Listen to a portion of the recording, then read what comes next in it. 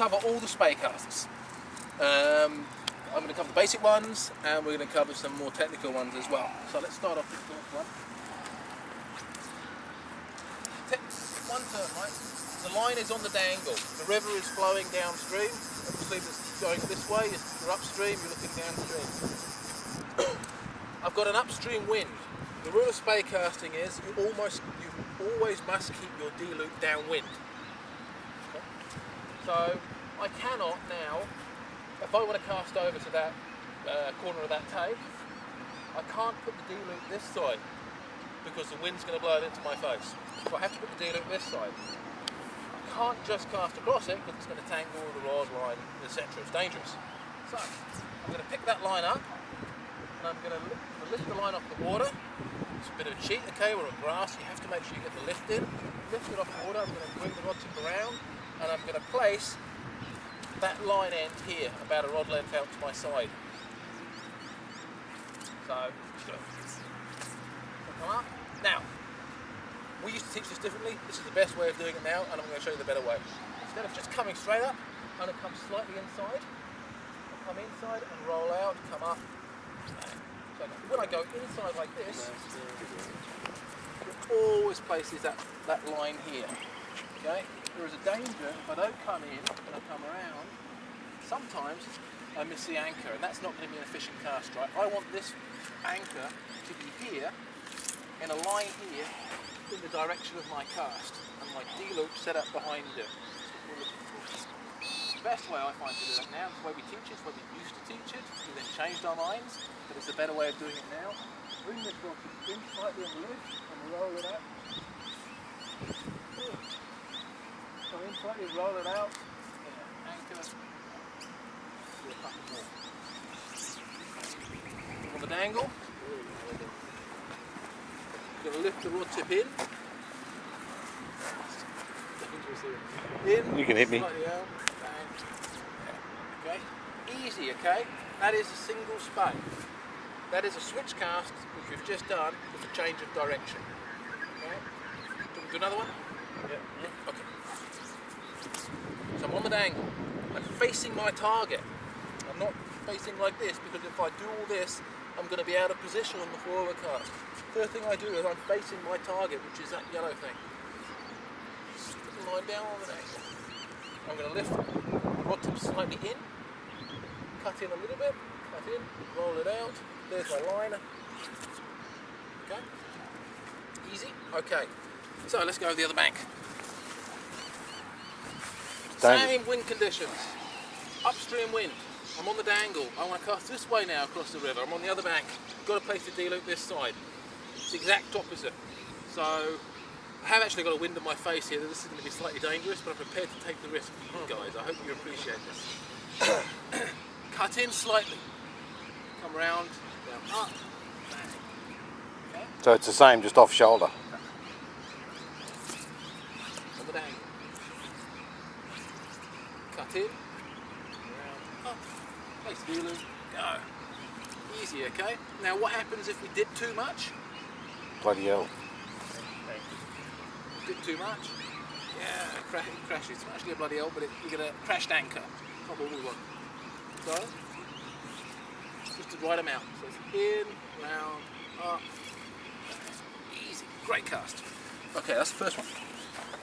Now that's a great cast, and we often teach that.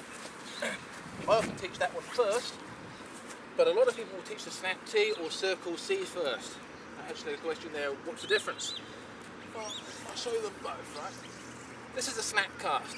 A snap cast is... This is a snap cast. Snap cast is where you lift the rod tip up and you flip the rod tip underneath. The line goes the opposite direction. Okay? And the acceleration is underneath. Okay? Works by shortening the fly leg of all the accelerations. So, you want to do the snap T. It's like waltzing. So I want the same wind situation. I want to put the anchor here. I can put my snap cast in, put the line there. I can then bring the rod tip around in this dynamic D-loop position. So my forward delivery.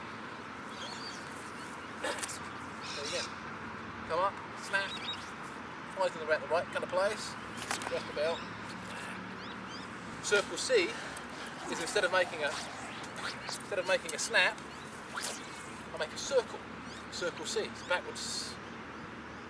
It's a backwards C in this case. There we go. Around.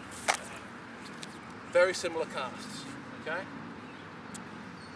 I've got the other side. Now the reason I set this up, and I've done this so many times, it's easier because something sits in your head if I'm going backwards across the river. It's the river, yeah. Okay. We use this on lakes and all sorts of winged situations, but to learn it, it's nice to set it up on a river. So it's the same situation. I'll make the snap, come up here, snap, come around, set up the D-loop, cast across the river. Yeah. Circle C, here, big circle, bang, come around, there. Okay. Nice and easy. It's a pretty small snap, Paul. Huh? It's a pretty small snap. You can make this. A snap there is like a, you can do that. But it's not much, though, is what I'm saying. Like, it's actually not much to really reposition the line. No, it snaps amazing. You can lift off 90 feet of line and just go like that, and it pops all behind you. Incredible cast. So, if the snap is that effective, why then use the other one at all? Why use the double or single? Hang on, don't confuse them. Okay. Why use the double? Why use a single as opposed to the snap? Yeah. That's a very good question. Snap's a little bit dangerous with heavy flies. Okay, so it's not such delicate cast. You know, you've got that. It comes up like this. It crashes. That's one reason not to use a snap. Another reason is if you make this snap or this circle there, you now have to rip all that line off the water and set it up so it's not as delicate. Okay, whereas with this single spey, this is actually a really delicate cast. It sort of just kisses down and goes. Okay. Okay. Thank So you. let's change the wind direction. Now the wind is blowing downstream, so we have to keep our D-loop downwind of us. So, first cast to learn here is a double spey. So, I'm on the dangle. I'm going to try to bring that fly here because I want to set my D-loop up here. Fly there. There's going to be my D-loop. So to bring that up, I have to sweep that rod tip up.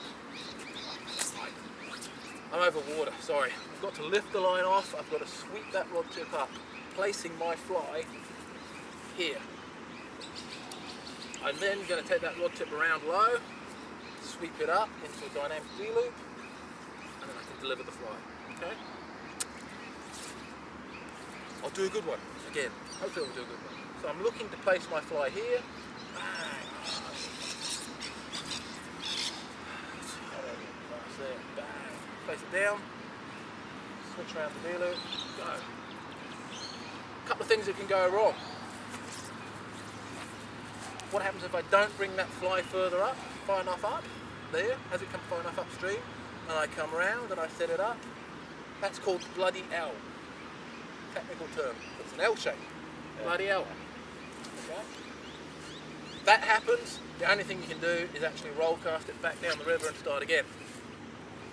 What happens if we bring it too far up? Okay? Now that's dangerous because when we go around that could hook us. But there is a solution. Just let the current take it down the river for us. Now it's the right side of us. There we go. So anyway, the best thing is to get it in the right place to begin with. So look there. This movement, right, it's like coming up one end of a crossbar, coming along, hang on, one end of a goalpost, along the crossbar, and then down the other crossbar. Or, that's one way of teaching it, okay? Or, up one crossbar, goalpost, along the crossbar, and then in, which allows you to get more line behind, get a better D-loop here. Let's go back the other side of the river. Same thing, on the dangle, downstream wind, got to set up a double spey on this side. We'll start off here, I bring the rod tip up, bring the fly into position, nice. Now, if you're going to get really technical about this rod tip should come inside of this line and not out of it. And the reason that is because I don't want that fly to spin around. If my line is outside, that fly is going to spin around 270 degrees before it goes out again. Are we going to be that pedantic here? No. Okay, but anyway, I'm going to come inside here, slightly outside, and there. Do it again. There's my anchor. Come up, down, round. First, in here, and down. Okay, and when this comes off, this is quite light. You can actually tear the line off nicely. You know, you're not shooting it round. It comes off nicely. Same situation. So that's a double spey, right? Useful cast, good for small changes of angle. What about, there's an even better cast which is much quicker. Instead of having like 3 movements, we can just have 2. Snake roll. The snake roll. So, I want you to imagine, I don't know how old any of you guys, none of you guys are this old, right? But in my grandfather's day, I'm sure I saw these pictures where they had a big wheel, right? And they would spin it down the road. And this was their entertainment. So I've got this wheel here, and my direction is that way. So I've got to take the rod tip around that wheel. Okay? So here's my rod tip going around that wheel and then accelerating to form that D loop.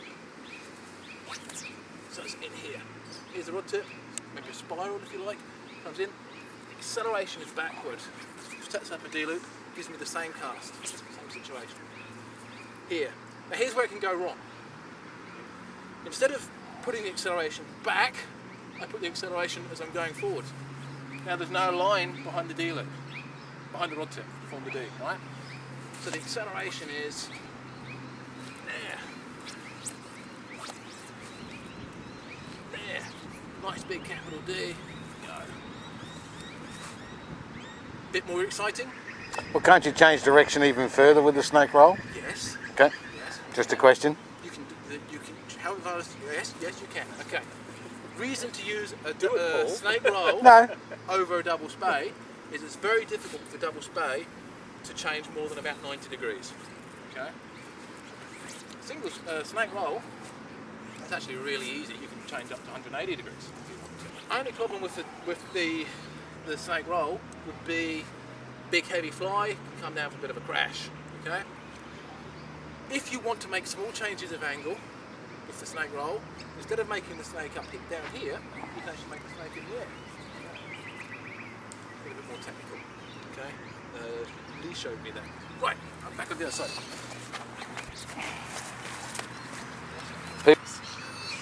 Okay, so on the same thing, on the dangle, downstream wind, I want to perform the D loop this side. Now the wheel, I'm going to roll this way. So I get my stick underneath the wheel and I roll it this way. Come up, there's acceleration. Okay. They're the basic 4. Okay. We can make them all a little bit more exciting if we want to. Okay, just to impress ladies, not for any other reason. Making 1 circle, you can make 2 or 3 or 4, so long as they all get bigger. So you can go, well, that was just 2. Go the other way. So I can go.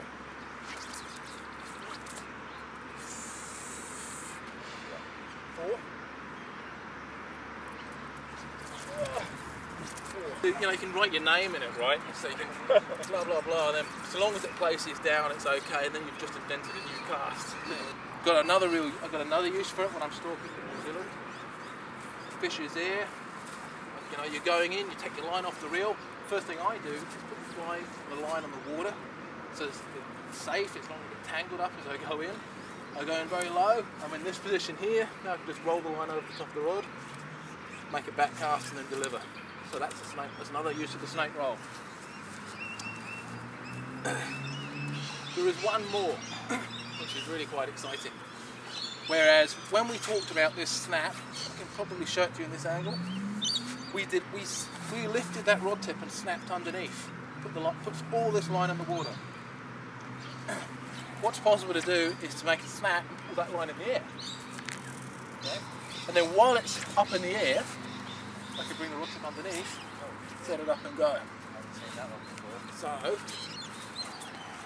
I'm on the dangle. I can come up, snap, place it down.